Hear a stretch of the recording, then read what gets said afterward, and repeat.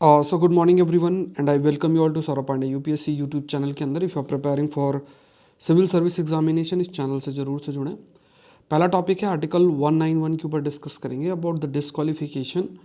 जो legislative council है state assembly के अंदर, अगर आप देखेंगे तो जो स्टेट लेजिस्लेटिव जो काउंसिल है तो उसको थोड़ा सा उसके डिस्क्वालिफिकेशंस कि क्या प्रावधान है, कैसे क्या है, तो थोड़ा सा देखेंगे। पॉलिटी का एक महत्वपूर्ण टॉपिक बनता है। इंडिया नेवी स्टेल्थ फ्रिगेट तमाल करके है, तो ये जनरल डिफेंस इन न्यूज़ है। Simultaneous election, again it is related with polity. Significance of ultra conserved elements UCEs की अगर बात करें तो ये एक टॉपिक आपका साइंस एंड टेक का बनता है। पॉपी माउंटेन्स की बात करें तो ये ज्योग्राफी का एक महत्वपूर्ण टॉपिक बनेगा। The number a look at 2024 shut down. इस पे कुछ जैसे इंटरनेट शट डाउन से रिलेटेड कुछ फैक्ट्स है तो उसमें आर्गूमेंट्स कुछ लिए जा सकते हैं। उसके बाद एआई का रोल है हमारे लाइफ के अंदर, उसमें कुछ पॉइंट्स हैं। साइंस टेक का टॉपिक है। थ्री लैंग्वेज फार्मूला, इस पर ऑलरेडी हमने डिस्कस किया तो रिपीटेड ही ऑलमोस्ट सारे कंटेंट। तो पॉलिटी का टॉपिक आपका आता है। Legal examination of women arrest से कंटेक्स में देखा जाए तो पॉलिटी का टॉपिक है। साइमन डाउ माइन करके एक है, तो ये ज्योग्राफी का टॉपिक है। और फिर मेंस का जो क्वेश्चन मैं आपको प्रोवाइड करता हूँ, मेंस का क्वेश्चन आप देख लो। Simultaneous election could reduce costs and improve governance by addressing policy and paralysis and excessive election related expenditure। तो you have to critically analyse, ठीक है। 10 नंबर पे लिखना, जरूर से लिखें। Join Aakalan plus to get answer evaluated, और मुझसे आप कनेक्ट भी कर सकते हैं, आप इस नंबर पर मैसेज कर सकते हैं। और स्पेशल ऑफर है आपका आज भी एक्टिव है, तो ये ऑफ़र का बेनिफिट अगर आपने नहीं उठाया तो ज़रूर से उठाएं। और सारे कोर्सेज जो प्रीलिम्स के हैं उसमें आपके 50% ऑफ रहेगा। PT 730 का जो कोर्स है, क्रैश कोर्स भी अब मैंने कंटेंट आपको अपलोड कर दिया है, तो क्रैश कोर्स भी है आपके पास, तो क्रैश कोर्स को भी आपको गो थ्रू जरूर से होना है। इसमें पूरा कंटेंट आपका कवर्ड रहेगा, इसमें 20% ऑफ आपका है। इसके अलावा आपको ज्वाइन करना, download Saurabh Pandey CSE app, और कोई क्वेरी है तो इस नंबर पर आप मैसेज करें, और जितने भी आप ये कोर्सेज देख रहे हैं सभी का हिस्सा आप बन सकते हैं। ऑल कोर्सेज में आप क्लिक कर सकते हैं। तो यहाँ पे पहला देख लो, honourable supreme court reinstates Bihar RJD MLC, और मतलब ऑनरेबल कोर्ट ने कुछ बातें भी इसके कंटेक्स्ट में कही है, तो ये थोड़ा सा देख लेते हैं कि मतलब इसको पॉलिटिकल तो डिबेट नहीं करेंगे, बट हाँ यहाँ पे जब बात करते हैं about something related with disqualification, so article 191 की अगर बात किया जाए तो पर्सन शैल बी डिस्क्वालीफाई किया जा सकता है कि अगर वो लेजिस्लेटिव काउंसिल ऑफ स्टेट कोई अगर वो होल्ड करते हैं, या मेंबर लेजिस्लेटिव असेंबली के हैं, या लेजिस्लेटिव काउंसिल ऑफ स्टेट के हैं। पहला तो अगर कोई ऑफिस ऑफ प्रॉफिट को होल्ड करे, ऐसी चीज़ जैसे मान लो कि वो भी हैं और कुछ ऐसा किसी ऑर्गेनाइजेशन का हेड बन गए, ऐसा जहाँ से अर्निंग भी कर रहे हैं। So if you holds any office of profit under government of India, government of any states, जो कि आपके जो है आप कह सकते हैं कि इस फर्स्ट शेड्यूल के अंदर मेंशन्ड है। मतलब जो ऑफिस ऑफ प्रॉफिट है उसमें लिस्ट ऐसा ऐसा डिफाइंड नहीं है कि किसको हम ऑफिस ऑफ प्रॉफिट बोलेंगे। उसमें क्या है कि पूरा बताया गया है कि ये जगहें पे काम जो है वो आपका नहीं होना चाहिए, other than office office declared by the legislature of state by not to disqualify its holder. तो यहाँ पे ही अब मान लो अनसाउंड माइंड के हैं, या ना अनसाउंड माइंड के हैं, मतलब अनसाउंड माइंड आई होप आपको पता होगा। अनसाउंड माइंड मतलब चीज़ों को सोच समझ जो चीज़ों से रिलेटेड है वो नहीं है। और अगर इफ़ ही जो है he is declared by competent court also undischarged insolvent, मतलब दिवालिया पन्ना हो गया है, वो भारत के सिटीजन नहीं है, और उसको गलत तरीके से जो है सिटीजनशिप, या आप कह सकते हो वॉलंटरी रूप से सिटीजनशिप जो है फॉरेन देश की ले लिया है, as under any acknowledgement allegiance और adherence to the foreign states, और he is also disqualified by और any other law made by the parliament, मतलब पार्लियामेंट के माध्यम से अगर कोई लॉ ऐसा बनाया जाता है उस कंटेक्स्ट में भी, जिसमें उसे प्रॉपर एक्सप्लेन भी किया गया है कि ये जो लॉ है पार्लियामेंट है, उसमें अगर मान लो स्पेशल कोई प्रावधान है और उसके तहत भी डिस्क्वालीफाई आपका किया जा रहा। फिर यहाँ पे For the purpose of this clause, a person shall not be deemed to hold an office of profit under the government of India. तो इसमें जैसे लॉ के में ही, पार्लियामेंट के लॉ के माध्यम से ये चीज़ एक्सप्लेन्ड है कि किन किन चीज़ों को हम ऑफिस ऑफ प्रॉफिट के रूप में कंसिडर कर सकते हैं। Person shall be disqualified for being a member of legislative assembly और लेजिस्लेटिव काउंसिल इफ ही अगर वो मान लो एंटी डिफेक्शन के कंटेक्स्ट में भी डिस्क्वालीफाइड है, जो कि 10th शेड्यूल के अंदर भी आपका मेंशन है। तो प्रश्न इसमें कैसा बनेगा कि which of the following is are the reason for the disqualification. कौन कौन से तरीके रीजंस आपके डिस्क्वालिफिकेशन से रिलेटेड हो सकते हैं, किस या आर्टिकल 191 के कंटेक्स्ट में भी आपके लिए जो प्रश्न है वो फ्रेम हो सकता है। नेक्स्ट देखते हैं Tamal, India's last imported warship जो है, जो कि कमीशन होगी, likely to be commission in June. June में जो है उसकी कमीशनिंग आपकी होगी। तो इंडिया की लास्ट इम्पोर्टेड जो वॉरशिप है likely to be commission in June में कमीशन होगी, तो तब भी हम चर्चा करेंगे। सो इंडिया मतलब यहाँ पे इंडिया का जो क्रू है उसमें स्टेल्थ फ्रिगेट तमल करके है। तो यहाँ पे अभी सेंट पीटर्सबर्ग में गई है फॉर ट्रेनिंग, और इसकी जो कमीशनिंग प्रॉपर होगी, मतलब जो पूरा इनकलकेशन या इसको जो इंक्लूड किया जाएगा इंडियन नेवी में, दैट विल बी मतलब जून के टाइम पे होगा। मतलब ये हमें नहीं जानना, बट एटलीस्ट तमल न्यूज़ में है तो किससे रिलेटेड है। So Tamal will be last warship commissioned outside India, हाई है ना। तो आउटसाइड इंडिया का मतलब इसकी कमीशनिंग जो है बेसिकली भारत में ना होकर मतलब दूसरी जगह पे होगा। सो ये भी है। और हम जो लाइक फॉर एग्जांपल जो डोमेस्टिक वॉरशिप डिज़ाइन और कंस्ट्रक्शन में है उसमें भी काफ़ी सारा परिवर्तन भी कर रहे हैं, एंड इसमें लगभग 200 पर्सनल के आसपास लोग भी हैं। यहाँ पे ये भी है कि जो 4 एडिशनल स्टेल्थ फ्रिगेट्स जो साइन भी किए गए थे अक्टूबर 2016 में, और with 2 ship imported and 2 manufactured in India. तो 2 शिप्स को इंपोर्ट किया गया था, 2 भारत में ही आपके मैन्युफैक्चर किए गए थे। और इसमें लगभग इसमें डील भी साइन की गई थी, purchase of 2 frigates with Tamal undergoing state committee trial. Tamal का प्रॉपर जो ट्रायल है वो चल रहा है, और फिर set for delivery acceptance trial. फिर यहाँ पे जो शिप है इसको प्रॉपर जो है प्रॉपर टेस्टिंग होगी और ये सब है। फिर इस पे INS एक तुलसी भी है, तो पहला शिप था जो कि फॉर दिस डील जो कमीशन भी आपका किया था 2024 के अंदर। मतलब एक डील जो साइन की गई थी जिसके तहत 2 शिप्स को इंपोर्ट किया गया था, 2 मैन्युफैक्चर किया गया था। इस डील के तहत पहला जो शिप कमीशन किया गया था उसका नाम INS तुलसी जो है वो रखा गया था। इंडियन नेवी की जो तमल फ्रिगेट है, ये last to be commission outside India, and इसका ट्रायल आपका होगा और कमीशनिंग जून के अंदर होगा। तो जब ये पूरा ट्रायल और कमीशनिंग प्रॉपर होगी तब और डिस्कशन करेंगे। तो इस बार भी नोट्स मत आप बनाओ, PDF से आप लोग देख लेना एक बार। फिर देखते हैं bill on simultaneous polls with fail legal challenge. Former CGI जो है उन्होंने कुछ बातें कही, तो उनके द्वारा 1 2 3 पॉइंट्स जो हाईलाइट किए गए हैं तो वो हम लोग थोड़ा सा देख लेंगे, जिस पे हाईलाइट किया गया साइमल्टेनियस इलेक्शन के कंटेक्स्ट में कुछ पॉजिटिव कुछ नेगेटिव जो एक आर्गूमेंट है उसको थोड़ा सा ले लेते हैं। और ये पॉलिटी का एक महत्वपूर्ण टॉपिक है। साइमल्टेनियस इलेक्शन का एक तो देखो बहुत सारा कॉन्स्टिट्यूशनल चैलेंजेस भी हैं, संवैधानिक लेवल पे भी चीज़ों का हमें परिवर्तन करना पड़ेगा। कॉन्स्टिट्यूशनल लेवल पे तो चेंजेस मान लो अगर नंबर है तो वो किया जा सकता है, लेकिन फिर भी इस पर डिबेट लगातार आपके चल भी रही है। तो चीफ जस्टिस UU ललित है, उन्होंने कहा है कि जो बिल अगर मतलब मान लो एक बार आता है और फिर पास भी होता है फिर तो उसको चैलेंज भी सुप्रीम कोर्ट में किया जाएगा। सुप्रीम कोर्ट में अगर चैलेंज किया जाएगा तो उसको स्टैंड कर पाना मुश्किल है। और क्योंकि इसमें एक जो बात बोली गई है कि यहाँ पे जो स्टेट की लेजिस्लेटिव असेंबलीज़ हैं, जो मतलब विधानसभा है, कई जगह पे मान लो कि हमें साइमल्टेनियस इलेक्शन करना है तो उसका जो टेन्योर है उसका कर्टेल मतलब उसको रिड्यूस करने का प्रयास किया जाएगा। तो जो डिफाइंड आपका टेन्योर संविधान के अंदर 5 साल का है उसमें रिडक्शन देखने को मिल सकता है। क्यों? क्योंकि हम साइमल्टेनियस एक साथ इलेक्शन करने का प्रयास जो है करेंगे, और टाइम बिंग जो है उसमें प्रेसिडेंट रूल लगाएंगे, तो वहाँ भी एक संवैधानिक चैलेंज जो है वो होगा। कहा गया है कि इससे जो बेसिक स्ट्रक्चर है संविधान का वो कहीं ना कहीं वायलेट होगा।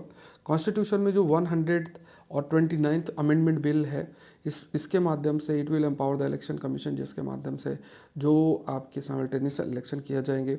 और ये अभी जैसे बिल है अभी इस पर चर्चा होगी, पूरा पैसेज होगा, उसके बाद ही डिस्कशन मतलब होगा और इसको क्या इम्प्लीमेंट किया जाएगा कि नहीं। एक बार जब आएगा तो इसमें कई प्रकार के जो मान लो चैलेंजेस हैं वो भी देखा जाएगा। तो बिल जो है अलाउ करता है कि जो president honourable president to set an appointment date for new electoral cycle. जैसे सपोज़ करो कि एक बार इलेक्शन हुआ फिर अगला इलेक्शन कम होगा, तो एक डेट को डिसाइड किया जाएगा, और वो डेट कौन डिसाइड करेगा? ऑनरेबल प्रेसिडेंट के द्वारा डिसाइड होगा। और ये जो डेट है इसी में आपको जो स्टेट असेंबलीज है उनके टेन्योर को एडजस्ट करना पड़ेगा। हो सकता है उस केस में कई सारी जो स्टेट असेंबलीज हैं उनका आप कह सकते हैं कि कई सारी जो स्टेट असेंबलीज़ हैं उन स्टेट असेंबली के वी कैन से कि जो साइमल्टेनियस इलेक्शन के लिए कई सारी जो स्टेट असेंबलीज़ हैं उनके टेन्योर को आप एडजस्ट जो है वो आप करें।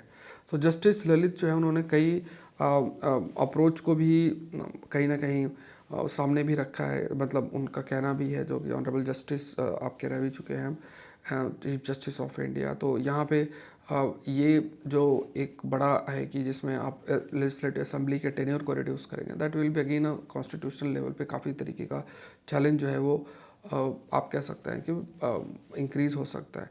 तो यहाँ पे क्या है कि जो सब्सटेंशियल टर्म्स ऑफ असेंबलीज उसको कैसे प्रोटेक्ट किया जाए वो देखना ज़रूरी है, या फिर इसको किस तरीके से टैकल करेंगे, क्योंकि कई चैलेंजेस ज़रूर से ज़रूर संवैधानिक किस कंटेक्स्ट में आना ही है। तो जो पहला हमें अभी जानना है वो है कि president set date, honourable president एक अपॉइंटमेंट डेट को निर्धारित करेंगे, और उसके बाद फिर जो नया इलेक्टोरल साइकिल है वो आपका चलेगा, और उसके तहत जो असेंबली का टेन्योर है, जो लेजिस्लेटिव असेंबली है, उनके टेन्योर को एडजस्ट किया जाएगा, और फिर आपका साइमल्टेनियस इलेक्शन जो है वो होगा। पहले कहा गया कि साइमल्टेनियस इलेक्शन से क्या है कि कॉस्ट काफ़ी रिड्यूस होगी, क्योंकि हमेशा आप देखोगे इलेक्शन चलता रहता, पूरी मशीनरी उसी पे इन्वॉल्व रहती है। इलेक्शन कमीशन के पास भी बहुत सारे आप बर्डन्स जो है इलेक्शन को लेकर रहता है, और ये भी है कि पूरी मशीनरी जो है अगर स्टेट की और कई लेवल पे सेंटर की जो मशीनरी अगर इलेक्शन पे ही बिजी रहती है, तो उससे गवर्नेंस पार्ट भी काफ़ी अधिक जो है वो अफेक्ट होता है। इससे जो पॉलिसी बनना जब चाहिए, कैसे पॉलिसी इम्प्लीमेंट होना चाहिए, तो चाहे पॉलिसी पैरालिसिस हो या पॉलिसी इम्प्लीमेंटेशन है, दोनों चीज़ें उससे काफ़ी हद तक अफेक्ट आपकी होती हैं। कंसर्न इसमें जैसे अपोजिशन के द्वारा कंसर्न भी रेस किया गया है कि कहीं ना कहीं जैसे ये बहुत अच्छी लाइन आप कोट कर सकते हो कि जो एक स्टेटस दिया गया है, अब क्या है कि अगर आप ऐसा कर रहे हो कि स्टेट असेंबली के टेन्योर को कर्ब करने का प्रयास कर रहे हैं, अगर स्टेट असेंबली के टेन्योर को हम कर्ब कर रहे हैं, तो जो एक कॉन्स्टिट्यूशनल स्टेटस है of state legislature compare to parliament, तो उसमें कहीं ना कहीं जो स्टेट लेजिस्लेचर है उसको जो एक इक्वली आपको लेकर चलना है, क्योंकि स्टेट लेवल पे भी वो एक तरीके से पॉलिसी फॉर्मुलेशन में एक महत्वपूर्ण जो रोल प्ले करना एक इंपॉर्टेंट लेजिस्लेटिव, मतलब वही एक लेजिस्लेटिव बॉडी है। और उस केस में अगर आप ऐसा उसके जो टेन्योर उसको हम कर्ब कर लेते हैं, तो जो स्टेटस एक इक्वल स्टेटस या इक्वल नज़र से जो हमें देखना चाहिए वो हम नहीं देख रहे हैं। तो ये भी एक चैलेंज, मतलब ये आर्गूमेंट सामने रखा जा सकता है जब हम साइमल्टेनियस इलेक्शन की तरफ जाते हैं। रिसर्चर्स की बात करें, एक यहाँ पे टॉपिक आ जाता है, ये साइंस एंड टेक्नोलॉजी का है, that is this very important topic that we call it as ultra conserved elements in evolutionary biology. तो यहाँ पे अल्ट्रा कंजर्व्ड एलिमेंट्स क्या होता है, बाकी डिटेल पे तो नहीं जाना है। अगर आपसे पूछा जाए कि रिसेंटली अल्ट्रा कंजर्व्ड आपके एलिमेंट्स थे, न्यूज़ में थे, तो ये क्या है? सो अल्ट्रा कंजर्व्ड एलिमेंट्स क्या है? ये डीएनए, क्या आप स्ट्रेच मानो, देखो डीएनए है, डीएनए का काफ़ी सारी चीज़ें मिलकर डीएनए को आपको बनाती हैं, कई जैसे एडेनाइन, गुआनिन, साइटोसाइन, है ना, थाइमाइन, और भी कई प्रोटीन्स आपकी प्रेजेंट होती हैं, और वो डीएनए के स्ट्रक्चर होते हैं। एक स्ट्रेच, एक एरिया जो है डीएनए का है, जिसमें आप कह सकते हैं कि बहुत सारे जो जीनोम मतलब कुछ ऐसी जीनोम्स या जीन्स जो हैं वो आपकी प्रेजेंट होती हैं। Remarkable conservation across a variety of distantly related organisms. तो एक ऐसा एरिया होगा जिसमें, मतलब यू कैन से कि मतलब एक जिसे हम कंजर्व्ड एरिया कहते हैं ना, तो उसमें कई जो रिलेटेड अनरिलेटेड जो ऑर्गेनिजम्स हैं उनसे उनकी जो जीनोम है, जीनोम मतलब जो अगर आप पूरी जीन्स का मिला दो तो वो जीनोम हम कहते हैं, तो वो कुछ ना कुछ जो जीन्स हैं दे आर कंजर्व्ड, वो आप कहते हैं। जो ये जो आपके जीनोमिक है या जीन है, ये मतलब कई जगह पे रैंडम सीक्वेंस आपको प्रेजेंट होता है। जो ये जीनोमिक जीनोम्स हैं are not just random sequence, they tell the story of evolution.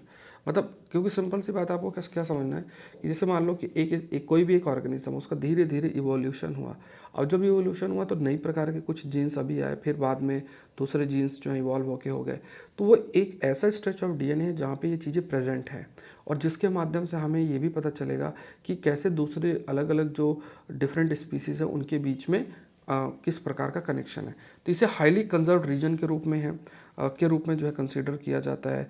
USE की बात करें तो it are identified in organisms, मतलब बर्ड्स में, ह्यूमंस में ये रीजन्स आपको देखने को मिलता है। तो ये भी आपको प्रश्न बन सकता है कि क्या ह्यूमंस में जो है आपका अल्ट्रा कंजर्व्ड एलिमेंट्स प्रेजेंट है कि नहीं है। फिर डीएनए वेरिएबिलिटी, तो डीएनए जो भी एडजेसेंट टू यूएसई प्रेजेंट है उसे हम फ्लैंकिंग डीएनए बोलता है। तो आपसे ये भी पूछा जा सकता है फ्लैंकिंग डीएनए क्या है। तो यहाँ पे कहा गया कि जो ये डीएनए यूसीई के बगल में प्रेजेंट है, मतलब उसके साथ ही जो प्रेजेंट डीएनए स्ट्रक्चर आपका प्रेजेंट है, उसे हम फ्लैंकिंग डीएनए शब्द बोलते हैं। एंड ये क्या है, इसमें काफ़ी सारे वेरिएशंस भी होते हैं, और इसके माध्यम से ये जाना जा सकता है कि यार ये तो यूसीई है और दूसरा जो डीएनए है उसका स्ट्रक्चर किस तरीके से, उसको हम कंपेयर कर सकते हैं, उसको स्टडी कर सकते हैं और उससे हमें हमारी जो जागरूकता और जानकारी बढ़ेगी। तो अल्ट्रा कंजर्व्ड एलिमेंट, अगर आपसे बस इतना पूछे, देखो इतना डिटेल में तो कोई नहीं जाएगा, लेकिन हाँ अल्ट्रा कंजर्व्ड एलिमेंट आपसे पूछा जाए कि रिसेंटली न्यूज़ में था या है तो ये क्या है, तो उसके लिए आपको बताना है कि हाँ ये एक स्ट्रेच ऑफ डीएनए है जिसमें मतलब एक बहुत अच्छी चीज़ जो देखने को मिलती है कि ये एक हाईली कंजर्व्ड रीजन है और ये बर्ड से लेके ह्यूमंस में पाया जाता है और जो बताने का प्रयास करता है कि धीरे धीरे जो ये जो डिफरेंट स्पीसीज़ के कंटेक्स्ट में इवॉल्व हुई हैं और जेनेटिक लेवल पे जो इवोल्यूशन हुआ है, तो उसका कुछ आप कह सकते हैं कि कुछ जो जीनेटिक इन्फॉर्मेशन है वो यहाँ पे आपकी प्रेजेंट रहती है। तो कॉमन इंसेस्टर्स हैं, मतलब कहा गया कि कॉमन इंसेस्टर हो सकते हैं, क्योंकि अगर रिलेशन है तो इसका मतलब है कि धीरे धीरे कोई स्पीसीज़ रही होगी और उन्हीं स्पीसीज़ से धीरे धीरे दूसरे जो जीव हैं वो इवॉल्व होके बने हैं। तो जैसे बर्ड्स, ह्यूमंस, रेप्टाइल्स, मैमल्स में ये कॉमन इंसेस्टर से फिर धीरे धीरे ये इवॉल्व हुए। इसमें बर्ड्स में यूसीई है, ह्यूमन में यूसीई है और स्पेसिफिक यूसीई जो है बर्ड्स में है, स्पेसिफिक यूसीई जो है वो ह्यूमंस में है। तो जिनमें यूसीई है उसके माध्यम से जो अलग अलग स्पीसीज़ हैं उनमें कहीं ना कहीं हम जो इंटर रिलेशंस है उसके बारे में हमें जानकारी हो सकती है। अब कहा कहने की बात है कि इसको आइडेंटिफाई किया जाता है, तो कई ऐसे तरीके हैं जैसे कंपैरेटिव जीनोमिक्स, पाइलोजेनोमिक एनालिसिस। इसमें जो है जैसे एक रहता है ना कि ये स्पीसीज इससे ये बनी, इससे ये बनी, तो पूरा एक ऐसा ट्री बना के फिर हम देखते हैं कि अच्छा इनका एवोल्यूशन कैसे हुआ है।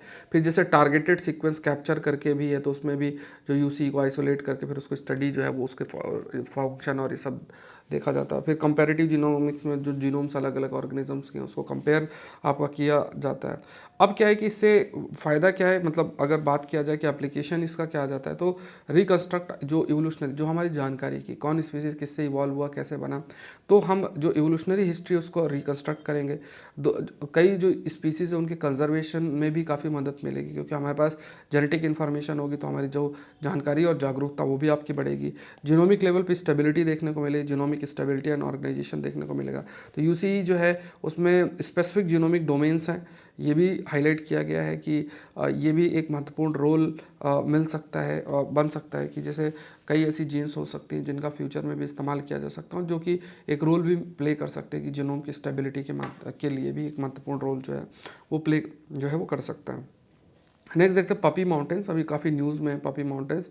तो पपी माउंटेन्स क्या है, तो माउंटेन्स जो चाइना, ये माउंटेन्स बेसिकली चाइना में है। अब कहते हैं कि ये जैसे पपी की तरह दिखता है, आई डोंट नो कहाँ से पपी है ये, एक बार देख के आप मुझे कमेंट सेक्शन बताना। ये माउंटेन चाइना के अंदर है और ये पपी हेड की तरह ये देखने को मिलता है और ये मतलब कुछ ही किसी कारणवश जो है ये काफ़ी न्यूज़ में भी है और सोशल मीडिया में चाइना में काफ़ी पॉपुलर हो रहा है, लोग इसको विजिट कर रहे हैं और ये यांगत्से रिवर के अलॉन्ग लोकेटेड है। तो ये रिवर आप देख रहे हो ना, तो ये रिवर यांगत्से रिवर है, उसी के अलॉन्ग जो है ये आपका माउंटेन्स जो है वो प्रेजेंट है। नेक्स्ट देखते हैं, नेट कर्बिंग से रिलेटेड है। नेट जो इंटरनेट की कर्बिंग की जाती है, मतलब इंटरनेट शटडाउन किया जाता है, उसके कंटेक्स्ट में ये एक पॉलिटी का भी एक महत्वपूर्ण टॉपिक बन सकता है। इसमें आप आर्गूमेंट ले सकते हैं और उसको हाईलाइट कर सकते हैं। अगर इंटरनेट की शटडाउन अगर किया जाता है तो उससे काफ़ी सारे लोग असर भी करते हैं, जैसे क्योंकि आजकल हर चीज़, जैसे हर चीज़ आज के समय में क्या है कि इंटरनेट के माध्यम से आपको कहीं जाना है तब भी आपको जीपीएस की ज़रूरत पड़ जाती है। आपको कोई सर्विस एक्सेस करना है तो डिफरेंट, चाहे वो प्राइवेट लेवल पे हो या फिर आप कह सकते हैं कि प्राइवेट लेवल पे हो या फिर सरकारी तंत्र के किसी सर्विस का आप इस्तेमाल कर रहे हैं, तो उसमें आपको कोई ना कोई पोर्टल और इन सब का ज़रूरत पड़ती है। तो यहाँ पे इन 2024 की अगर बात किया जाए, इंडिया रिकॉर्डेड मतलब 84 के आसपास इंटरनेट शटडाउन आपके हुए थे। 41 जो है प्रोटेस्ट की वजह से, 23 communal classes, 5 shutdown examination related जो चीटिंग वोटिंग के कंटेक्स्ट में हुआ था। तो ये डेटा है। तो डिजिटल एक्सेस मतलब सोशल अनरेस्ट की वजह से जो डिजिटल एक्सेस है वो कहीं ना कहीं उसको रोका जाता है, कर्टेल आपका किया जाता है। और कोई ऐसा मतलब क्या सच में कोई पब्लिक सेफ्टी थ्रेट है कि नहीं है, तो वो देखना। देखो कुल मिला के जब बात जैसे हम लोग करते हैं, जैसे प्रोटेस्ट हो गया या कम्युनल क्लासेस की बात करें, ऐसी जब स्थिति बनती है तो मिस इन्फॉर्मेशन, जैसे मॉफ्ड वीडियो, मॉफ्ड इमेज या कुछ ऐसा इन्फॉर्मेशन है जिससे कि एंटी सोशल एलिमेंट्स भी इकट्ठा हो जाए, तो सबको रोकने के लिए फिर आपको इंटरनेट कर्बिंग जो है वो आपको करनी पड़ती है। रीज़न बिहाइंड शटडाउन की अगर बात किया जाए तो इसमें जैसे कई जो रीजन्स अभी हमने देखा भी, प्रोटेस्ट है, डिस इन्फॉर्मेशन है, कि जैसे मान लो प्रोटेस्ट है कोई और उसमें कोई ऐसी चीज़ है कि तेज़ी से डिसेंट मतलब लोग जो है प्रोटेस्ट अगर कर रहे हैं तो किसी न किसी चीज़ से डिसएग्री करता है, तो वो बहुत तेज़ी से ट्रिगर ना करे।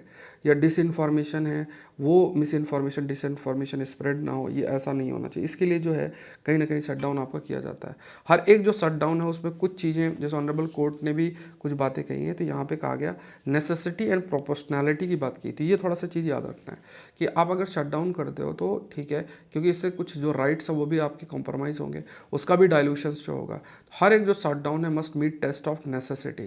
जो नेसेसिटी है उसके जो शटडाउन मतलब नेसेसिटी है वो कहीं ना कहीं कि क्या ज़रूरत है और क्या जो शटडाउन करके आप गोल अचीव करना चाह रहे हो, तो प्रोपोर्शनैलिटी उसके कंटेक्स्ट में सही है कि नहीं। मतलब क्या जितना बड़ा हम स्टेप ले रहे हैं तो उससे क्या हम उस ऑब्जेक्टिव को भी उसको अचीव कर रहे हैं कि नहीं कर रहे हैं।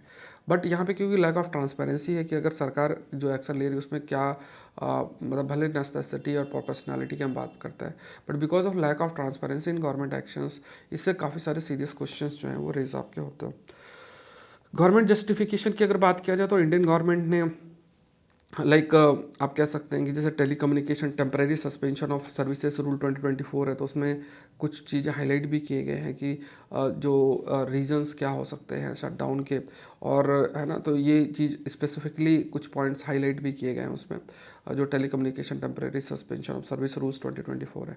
अब मेन ये क्या है कि देखो जो भी रूल्स हैं उसमें अकाउंटेबिलिटी की कमी है। लीगल फ्रेमवर्क की बात करें तो जो एग्जिस्टिंग लॉ हैं तो यहाँ पे आप कह सकते हैं डू नॉट एडुकेट, मतलब क्योंकि जैसे अगर आप इंटरनेट है तो इंटरनेट शटडाउन करके बहुत सारी ऐसी एक्टिविटीज़ हैं जिसकी वजह से जो जो इंटरनेट के माध्यम से आप एक्सेस करते हैं और उससे आपका जो रिस्ट्रिक्शन की वजह से जो डेली लाइफ है दैट विल बी अफेक्टेड।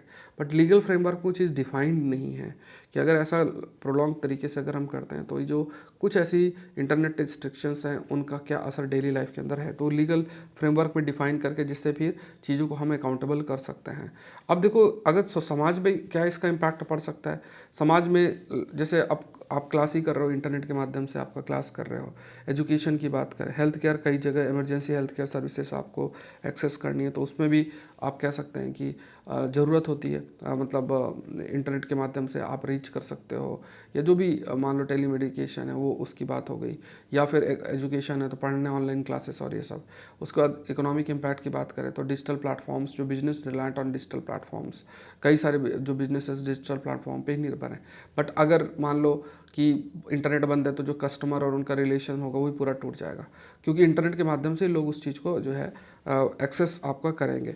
तो ये थोड़ा सा एक चीज़ देखना पड़ेगा। तो कॉल फॉर ट्रांसपेरेंसी और रिफॉर्म्स की हमें ज़रूरत है, तो इसमें रेगुलर असेसमेंट करना, ये देखना कि पोस्ट शटडाउन क्या वो जो ऑब्जेक्टिव हम अचीव करना चाहते हैं क्या अचीव हो रहा है, मतलब वही नेसेसिटी और प्रोपोर्शनैलिटी की बात की गई है। फिर ये shutdown orders are made public, clear justification, मतलब जो भी ऑर्डर दिया गया है उसका प्रॉपर आपको जस्टिफिकेशन देना। Shutdown orders are made public with clear justification, जो है वो भी देखने की ज़रूरत आपकी है। ये चीज़ आपकी हाईलाइट की नहीं सकते। AI has a environmental problem, AI के कंटेक्स्ट में बताया गया कि क्या इससे एनवायरमेंट से रिलेटेड कई सारी इशू, इसमें कुछ पॉइंट्स हमने डिस्कस किए क्योंकि ये थोड़ा यूनिक कुछ आर्गूमेंट्स इस पर लेके चल रहा है। तो यहाँ पे आप एआई सिस्टम की बात करेंगे तो एआई सिस्टम में जब भी आप करेंगे यहाँ पे देखो आपको एनर्जी का भी ज़रूरत पड़ेगा बहुत सारे लेवल पे। तो एनर्जी प्रोडक्शन की अगर बात करें तो इससे जब एनर्जी का डिमांड बहुत अधिक पड़ेगा तो उससे कहीं ना कहीं जो आपका अगर सपोज करो कि रिन्यूएबल सोर्स ऑफ एनर्जी नहीं है और उसका प्रोडक्शन एनर्जी का काफ़ी अधिक करता है, तो उस कंटेक्स्ट में वी कैन से कि जो उसका जो एनवायरमेंटल इम्पैक्ट है वो भी देखने को मिलेगा, क्योंकि एनर्जी प्रोडक्शन आप कर रहे हो और वो नॉन रिन्यूएबल है, आप फॉसिल फ्यूल बेस्ड एनर्जी का इस्तेमाल कर रहे हैं, तो उस केस में जो कार्बन का एमिशन वो भी बढ़ेगा जिसका नेगेटिव इम्पैक्ट हमारे एनवायरमेंट में पड़ेगा। तो एआई सिस्टम में भी ऐसा नहीं है कि उसका हर चीज़ का जो इम्पैक्ट है वो पॉजिटिव ही रहेगा। तो यहाँ पे देखते हैं तो एआई का इस्तेमाल आज के समय में बहुत अधिक आर्टिफिशियल इंटेलिजेंस का है, चाहे आप कहीं से देखें, बिजनेस से लेके, एजुकेशन से लेके, हेल्थ केयर से लेके, कोई भी सिस्टम की बात करें आजकल एआई सिस्टम का हर जगह इस्तेमाल बढ़ता जा रहा है। तो एआई सिस्टम के अंदर क्या है वो उसके अंदर इंसानी जो थिंकिंग है, डिसीजन मेकिंग है, जैसे इंसान जो है चीज़ों को ग्रास्प करके और फिर जो है डिस्कशन करके और फिर डिसीजन ले लेते हैं। ऐसे ही जो एआई सिस्टम है उसमें भी आप कह सकते हो जो ह्यूमन थिंकिंग, जैसे इंसान सोचता है, डिसीजन मेकिंग करता है, तो ये क्या है, ये आर्टिफिशियल लेवल पे इंटेलिजेंस है। एआई मतलब एक तो ह्यूमन इंटेलिजेंस हो गया, अब यहाँ पे क्या आर्टिफिशियली आप किसी मशीन को इंटेलिजेंट बना रहे हो जो कि इंसान की तरह सोच सके और इंसान की तरह डिसीजन कर सके। तो कई सारे ऐसे जैसे वर्चुअल असिस्टेंट सिरी एलेक्सा आपने नाम सुना होगा। और एआई सिस्टम पर 1950s की बात करें तो बेसिक फॉर्म ऑफ एआई जो है 1950s से एग्जिस्ट आपका कर रहा है। धीरे धीरे चीज़ों का जो है काफ़ी ज़्यादा एडवांसमेंट हो रहा है। एआई मार्केट वैल्यूएशन की बात करें तो काफ़ी अधिक है। कहा गया कि लगभग फ्यूचर के अंदर $15.7 ट्रिलियन ग्लोबल इकोनॉमी में कंट्रीब्यूट कर सकती है। ये बहुत बड़ा नंबर है, डेटा आप कोट कर सकते हैं। और कई यूएस की बात करें तो यूएस ने स्टारगेट प्रोजेक्ट जो है जिसमें $500 बिलियन एआई इंफ्रास्ट्रक्चर में खर्चा करना है 4 साल के अंदर, कमिंग 4 ईयर्स के अंदर। तो इसमें भी ये चीज़ हाईलाइट किया गया है कि कहीं ना कहीं जब हम आज के समय में डिजिटल इंफ्रास्ट्रक्चर की बात करते हैं या हम फिजिकल इंफ्रास्ट्रक्चर की बात करें, उसी तरीके से अब एआई इंफ्रास्ट्रक्चर का भी महत्वपूर्ण रोल है। जैसे यूएस जैसे जो डेवलप्ड देश है वो इस पर भी काम करना शुरू कर दिए। इंडिया का डेटा सेंटर एम्बिशन की बात करें तो इंडिया इज़ मेकिंग वेव्स। तो यहाँ पे जैसे रिलायंस इंडस्ट्री का भी प्लान है कि वर्ल्ड का लार्जेस्ट, क्योंकि वर्ल्ड का लार्जेस्ट डेटा सेंटर बनाया जाए जामनगर के अंदर और निविदा प्लस के साथ मिलकर किया जाए, और इसमें और लार्ज लैंग्वेज मॉडल डेवलप करके जिसके डीप सीक और चैट जीपीटी से कम्पीट आपका किया जा सके। तो बड़ा डेटा सेंटर बनाने की बात आपकी की गई है, क्योंकि डेटा सेंटर आपके पास होगा, इसी डेटा का इस्तेमाल करके ही जो है ये जो मशीन्स हैं इनकी प्रॉपर ट्रेनिंग आप कर सकते हो। तो ये इंडिया का डेटा सेंटर हम डेवलप का मतलब एक बड़ा डेवलप होगा, उसके कंटेक्स्ट में फिर हम लोग भी एक एआई सिस्टम बना सकते हैं। इकोनॉमिक इम्पैक्ट क्या है कि इकोनॉमिक कई सारे एक्टिविटीज़ को आप वी कैन से कि जो एआई सिस्टम है उसके माध्यम से कई प्रकार की जो इकोनॉमिक एक्टिविटी है वो शेप होती है। सो गवर्नमेंट भी जो इकोनॉमिक पोटेंशियल एआई का उसका इस्तेमाल करना चाह रहा है। एंड ये भी कहा गया है कि एनवायरमेंटल कॉस्ट भी इसका इंक्रीज़ कर सकता है। इसमें सबसे ज़रूरी बात जो है एनर्जी कंजम्पशन और एमिशन की बात की गई है। एनवायरमेंट इम्पैक्ट जो एआई का है वो कई सारे, जैसे कई चीज़ें आपस में कनेक्टेड हैं। जैसे मान लो डेटा सेंटर है जो कि सबसे इंपॉर्टेंट पार्ट एआई ऑपरेशन के लिए होता है, डेटा सेंटर, क्योंकि डेटा ही है जो किसी मॉडल को या एआई जो बेस्ड मॉडल है उसकी ट्रेनिंग के लिए इस्तेमाल किया जाता है और उसके बेसिस पर ही एआई सिस्टम आउटपुट आपको प्रोवाइड करता है। तो यहाँ पे data centre contribute about 1% of the global green house gas emission, जो कि काफ़ी मतलब कम नहीं है। अगर डेटा सेंटर्स और अधिक बनेंगे तो फिर ग्रीन हाउस गैस एमिशन और अधिक आपकी हो सकती है, ये इंटरनेशनल एनर्जी एजेंसी का कहना है। तो धीरे धीरे जैसे जैसे डेटा सेंटर बढ़ते जाएंगे और ज़्यादा से ज़्यादा बढ़ेंगे, जो कंट्रीब्यूशन ग्रीन हाउस गैस का एमिशन का है वो भी आपका बढ़ेगा। डेटा सेंटर्स की बात करें तो यहाँ पे जनरेटिव एआई मॉडल जैसे चैट जीपीटी में 10 से 10 to 100 times more computing power की ज़रूरत है अगर पहले से कंपेयर करें। बहुत सारी जैसे ग्राफिक प्रोसेसिंग यूनिट और इन सब में है, तो अगर आपको 10 से 100 टाइम्स ज़्यादा कंप्यूटिंग पावर की ज़रूरत हो, ज़्यादा एनर्जी का ज़रूरत पड़ेगा, ज़्यादा एनर्जी प्रोडक्शन करना पड़ेगा। ज़्यादा एनर्जी प्रोडक्शन फिर अगर आप कैसे करते हो, अगर आप उसको नॉन रिन्यूएबल तरीके से करते हैं तो उससे भी कार्बन एमिशन पर जो है एक रोल होगा। फिर ई वेस्ट का काफ़ी जनरेट होगा, तो जैसे जैसे डेटा सेंटर्स बनेंगे इसके वजह से जो ई वेस्ट क्राइसिस भी देखने को मिलेगा। तो ये एआई जो है धीरे धीरे एडवांस भी कर रहा है और एक नई चैलेंज भी जो है धीरे धीरे क्रिएट कर रहा है। सो ग्लोबल लेवल पे बातचीत भी चल रही है। COP29 के अंदर भी हाईलाइट किया गया था कि हमें ग्रीनर एआई प्रैक्टिसेस की तरफ जाना है। तो ये एक चीज़ आपसे बिल्कुल प्रश्न भी बन सकता है। जैसे COP29 की जो मीटिंग आपकी हुई थी तो वहाँ पे ये चीज़ कही भी गई थी कि हम एआई प्रैक्टिसेस, ऐसी एआई प्रैक्टिसेस की तरफ जाएं जो ग्रीन हो, मतलब सस्टेनेबल प्रैक्टिसेस पर जो है वो आपका बेस्ड होना चाहिए। रोल ऑफ गवर्नमेंट की बात करें तो लगभग 190 जो देश हैं उन्होंने non binding ethical AI recommendations की तरफ गया। देखो नॉन बाइंडिंग का मतलब कि ऐसा नहीं कि उनको मानना ही है, ऑल्दो एक तरीके से गाइडलाइन के रूप में होगा, बट जो भी एआई सिस्टम हो वो इथिकल हो। मोरल एस्पेक्ट को भी ध्यान में रखना है जिससे समाज आपका रन कर सके, क्योंकि अगर आप नॉन इथिकल करोगे तो फिर तो एआई सिस्टम तो कुछ भी कर सकता है। किसी भी एक एग्जाम्पल लो, आपके फेस को लिया, उसको कुछ भी आपके एक फ़ोटो से बहुत चीज़ें बन जाएंगी। तो वो है वो एक तो जो भी चीज़ मत किया जाए इथिकल सेंस में किया जाए, उसको ध्यान में रखना। और एक नेशनल एआई स्ट्रेटजी पर वर्क भी हो, आपका जो है वर्क भी हो रहा है। तो यहाँ पे हर चीज़ जो मतलब एक इथिकल और इन चीज़ों की तो बात हो रही है कि ये सिस्टम को इथिकल और ये सब करना चाहिए, बट एनवायरमेंटल कंसर्न जो एस्पेक्ट है उसको भी ध्यान देना जरूरी है। सो जो ये सस्टेनेबिलिटी पार्ट है इसको भी ध्यान देना जरूरी है। प्राइवेट सेक्टर का रोल, क्योंकि कहीं ना कहीं बढ़ता जाएगा ये सिस्टम के यहाँ पे, तो जो गवर्नमेंट है भले नेशनल एआई स्ट्रेटजी बना रही है, बट यहाँ पे सस्टेनेबिलिटी पे फोकस करना है। प्राइवेट सेक्टर्स का जो रोल है रिड्यूसिंग एमिशन में, उसको भी ध्यान में रखना है। तो क्लीन एनर्जी में हमें इन्वेस्ट करना ज़्यादा पड़ेगा कि हमें अब अगर देखना है कि जैसे एआई सिस्टम के माध्यम से हम इकोनॉमी में इनोवेशन करना चाह रहे हैं, लेकिन एनवायरनमेंट के प्रति भी हमारी काफ़ी अधिक रिस्पॉन्सिबिलिटी है। तो इसके लिए फिर हम क्या करें कि क्लीन एनर्जी पे ज़्यादा से ज़्यादा एमिशन करें, ऐसा एमिशन हम करें कि जिससे ज़्यादा से ज़्यादा जो एनर्जी जनरेट हुई उसमें कार्बन एमिशन कम से कम हो, तो नेट जीरो एमिशन की तरफ हम प्रोसीड कर सकते हैं। Company can transition to renewable energy sources, मतलब है ना, कंपनी का जो ट्रांजिशन रिन्यूएबल एनर्जी सोर्सेज की तरफ हो सकता है धीरे धीरे। और अगर रिन्यूएबल एनर्जी सोर्सेज हम एआई मॉड्यूल के अंदर या इसमें इस्तेमाल करेंगे तो दैट विल आल्सो हेल्प कि कहीं ना कहीं आप कह सकते हैं कि जो इम्पैक्ट होगा एनवायरनमेंट में वो इतना नेगेटिव नहीं होगा। सो एनर्जी एफिशिएंट हार्डवेयर का इस्तेमाल करना जिसमें एनर्जी कंजम्पशन कम रहे, साथ में मेंटेनेंस प्रॉपर रखना जिस वो भी फैसिलिटेट करेगा कि ई वेस्ट कम रहे, प्लस एमिशन के रिडक्शन में भी रोल प्ले करेगा। फिर क्या है कि कई जैसे ऐसा मतलब हम ऐसे मॉडल्स डेवलप करें एआई बेस्ड जिसमें चीज़ों को प्रोसेस करने में लेस प्रोसेसिंग पावर की ज़रूरत हो उसके बाद कि लेस प्रोसेसिंग पावर का है तो इसमें जैसे इंफ्रास्ट्रक्चर रिसोर्सेज का डिमांड भी रिड्यूस होगा। तो मतलब आपको एआई जो आपके मॉडल्स हैं जिसमें आप कहीं ना कहीं इनपुट दे रहे हो, फिर आउटपुट का एक्सपेक्टेशन कर रहे हो, उसमें अंदर पूरा प्रोसेसिंग चीज़ों को लेके हो रहा है, तो उसको ऐसा हम बनाएं कि कम प्रोसेसिंग पावर से भी हमें मैक्सिमम आउटपुट मिले। तो इससे जो भी एआई बेस्ड इंफ्रास्ट्रक्चर हमें बनाना है उस पर भी रिडक्शन जो है देखने को मिलेगा। फिर ट्रांसपेरेंसी भी एसेंशियल है। Transparency is again a very essential part in driving sustainability effort. तो यहाँ पे देखना जरूरी है कि कहीं ना कहीं जो एआई सिस्टम डेवलप किया जा रहा है उसका environment impact of AI system क्या है, क्या हर एक ऑर्गेनाइजेशन जो कर रही है तो उसमें जो कहीं ना कहीं एआई मॉड्यूल पे जो काम हो रहा है तो उसमें ओवरऑल एनवायरमेंट इम्पैक्ट क्या पड़ रहा है, तो ये थोड़ा देखना बहुत ज़रूरी बनता है। इससे प्रॉपर एक रिपोर्ट आनी चाहिए, एक मतलब ऑर्गेनाइजेशन जो भी इसके लेवल पे काम भी कर रही है तो एक रिपोर्ट आए उसके माध्यम से चीज़ें जो हैं कंक्लूड हम कर सकते हैं कि अच्छा ओवरऑल अगर ये कार्य हो रहा है तो इससे जो एनवायरमेंट इम्पैक्ट है वो किस प्रकार का है।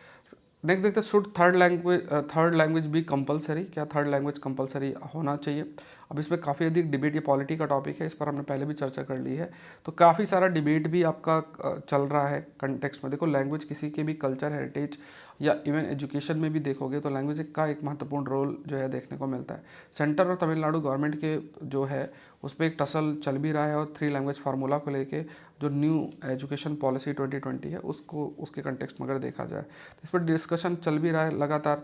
तो जैसे इवन जैसे 1968 के अंदर भी जो नेशनल एजुकेशन पॉलिसी ऑफ 1968, तो उसमें भी 3 लैंग्वेज फार्मूला जो है प्रमोट किया गया था और उसमें Hindi non Hindi speaking state में प्रमोट करने की बात की गई थी। और इसमें तमिलनाडु में काफ़ी अधिक जो है रेजिस्टेंस हुआ था जहाँ पे 2 लैंग्वेज पॉलिसी है जिसमें तमिल और इंग्लिश पे फोकस आपका किया गया। तो आइडेंटिटी बेस्ड है, देखो सारी चीज़ें हैं। तो यहाँ पे किसी चीज़ को अगर हम बोलते हैं और उनको कहेंगे आपको ये भाषा सीखनी है, अब ये हो सकता है कि भाई मान लो हमने कहा वो हिंदी सीखे तो हम भी फिर तमिल तेलुगु सीखें इधर साइड जो भी है, तो उससे थोड़ा सा ट्रस्ट डेवलप होगा। और ऑल दो पॉलिटिकल पार्टीज़ क्या हैं जो आइडेंटिटी बेस्ड पॉलिटिक्स जिन्हें करना है तो वो इस चीज़ को ज़्यादा से ज़्यादा उठाएंगे, जैसे तमिल आइडेंटिटी और स्ट्रांग हो और फिर जो वोटिंग बिहेवियर है उस पर भी उस चीज़ का असर पड़े, तो ये एक चैलेंज तो रहता ही है। फिर 2020 की बात करें तो यहाँ पे 3 लैंग्वेज फार्मूला है, बट यहाँ पे state could select the language to be taught. 3 language formula है बट यहाँ पे जैसे हिंदी नहीं, मतलब आप लैंग्वेज सेलेक्ट कर सकते हो जो सिखाया जा सकता है।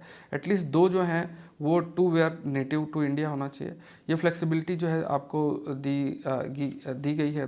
According to Indian constitution Hindi जो है ये एक ऑफिशियल भाषा है ऑफ यूनियन।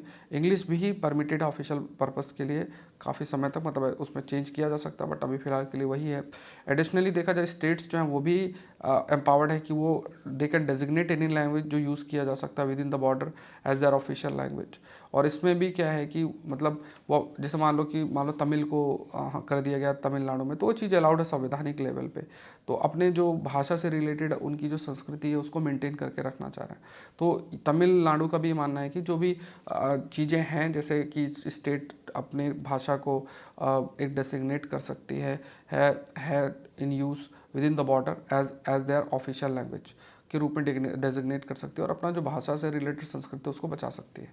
बट ये सोच भी है क्योंकि कॉन्स्टिट्यूशनली अगर देखा जाए तो हिंदी जो है ये सर्व करती है as official language of union, और इंग्लिश जो है that is also can be use, जो कि ऑफिशियल पर्पज़ के लिए आपका यूज़ भी कर रहा है। बट स्टेट लेवल पे भी with the permission of the governor may be फिर कुछ केस में हो सकता है कि जब बहुत ज़्यादा डिबेटेड चीज़ों को लेकर होती है तो उसमें प्रेसिडेंट का जो एसेंट है वो भी मैटर कर सकता है।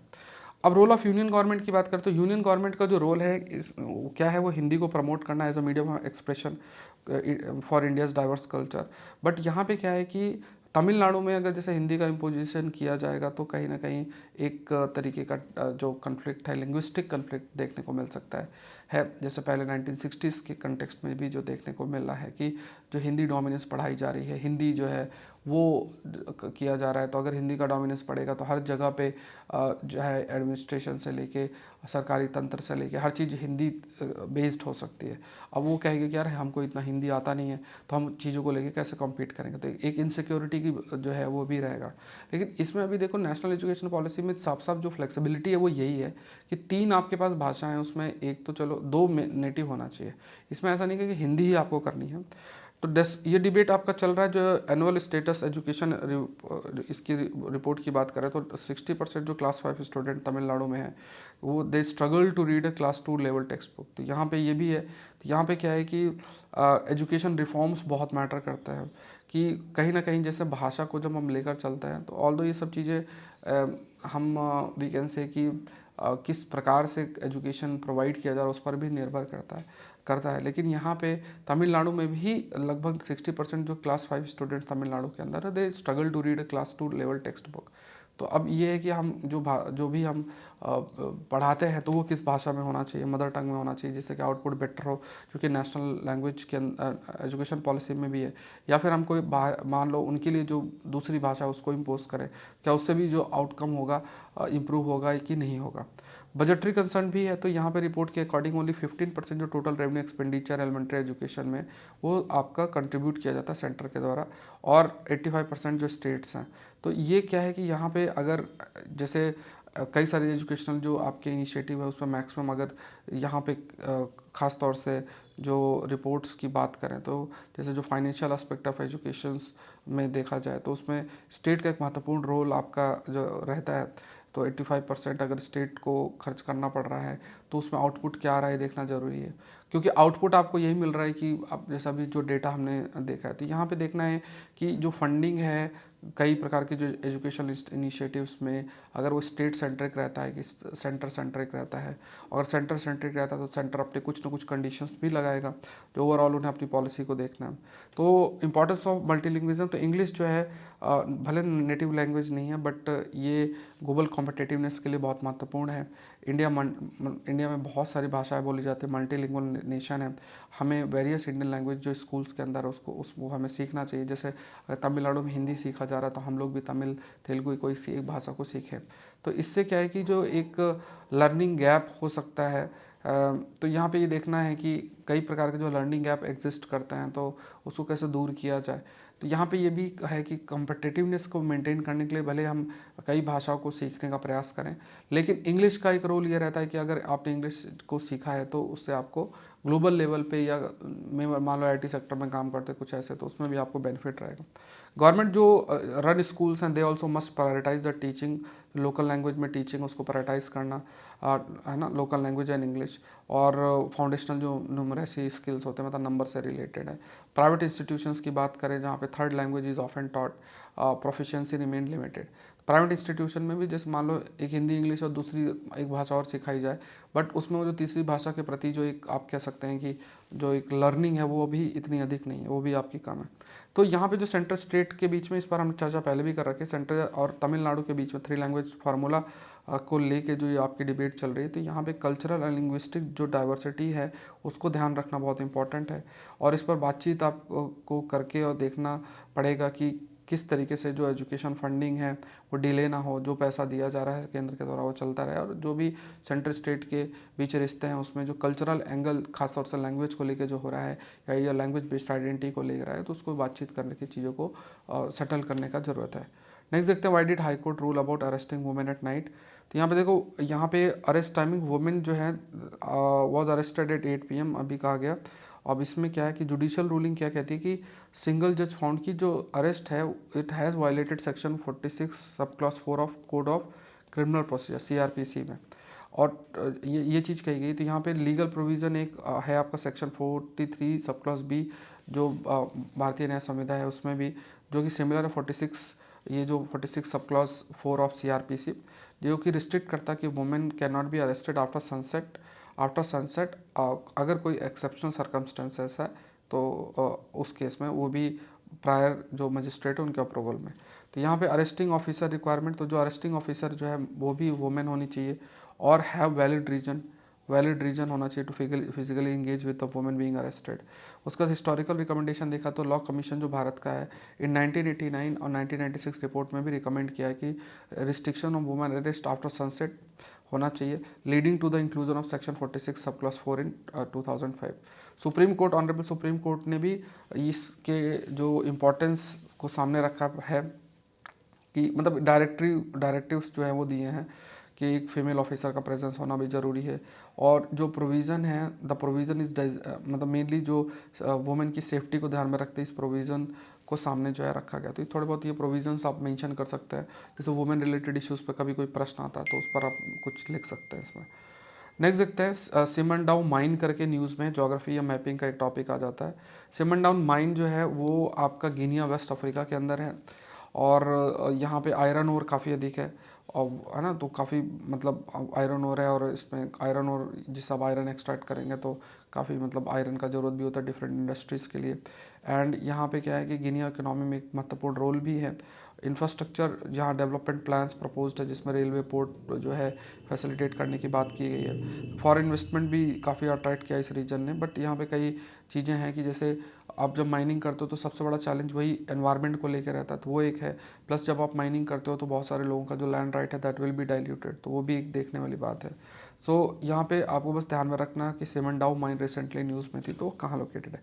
स्पेशल ऑफर 50% ऑफ आपका जो है वो है आज। प्रीलिम्स से रिलेटेड जो कोर्सेस हैं उनको आप लोग गो थ्रू हो, प्लस एग्रीकल्चर ऑप्शनल भी आपका है उसको भी आप कंप्लीट कर सकते हैं। क्रैश कोर्स आपका UPSC CSC प्रीलिम्स 2025 के लिए, इसके लेक्चर्स मैंने आपको डाल दिए हैं, आप उनको प्लीज़ कंप्लीट करें। और कोर्सेस में आपको 20% ऑफ इसमें आपका है, तो इसको आप गो थ्रू हो सकते हैं, अभी तक नहीं पढ़े। इसमें सब कुछ पूरा कंप्लीट PD 730 प्लस आपका पूरा दूसरे जो स्टैटिक सब्जेक्ट्स वो भी इंक्लूडेड है। 2 इयर्स करंट अफेयर्स के लिए आप PT 730 का हिस्सा बन सकते हैं। Courses for UPSC CSC prelims 2025 ये सारे हैं, जिसमें टेस्ट सीरीज़ भी है, कोर्स साइंस टेक वाला कोर्स भी है, PT 730 कोर्स भी आपका है। UPSC APFC जो एग्ज़ाम आने वाला है जल्द, मतलब नोटिफिकेशन जल्द आएगा, इसका कोर्स भी ऑलरेडी लॉन्च है। 28 तारीख से आपको इस पर भी लेक्चर्स जो है मिलना शुरू हो जाएंगे। फिर ये और भी कोर्सेस आप गो थ्रू हो सकते हैं, साइंस टेक चाहिए तो वो भी कर सकते हैं। पॉलिटी गवर्नेंस से रिलेटेड भी एक कोर्स है जिसमें टोटल आपके 50 लेक्चर्स होंगे। आप लोग कोई क्वेरी है तो जैसे मैंने नंबर आपको बता ही रखा, but download Saurabh Pandey CSE app या सौरभ पांडे UPSC.com वेबसाइट पे भी आपको कंटेंट काफ़ी अधिक मिलेगा। फ्री कंटेंट आप गो थ्रू हो सकते हैं, Saurabh Pandey CSE app download कर सकते हैं। टेलीग्राम चैनल है तो उस पर भी आपको, ये जो टेलीग्राम चैनल है हिंदू से PDF से रिलेटेड है, लिंक डिस्क्रिप्शन बॉक्स में है, तो उसको भी आप मतलब यहाँ से PDF डाउनलोड कर सकते हैं। PDF के लिए आप अच्छा well arrange PDF Saurabh Pandey UPSC.com website से भी पुराने PDF GS रिपोर्टर मैगजीन और इसके लिए आप जा सकते हैं।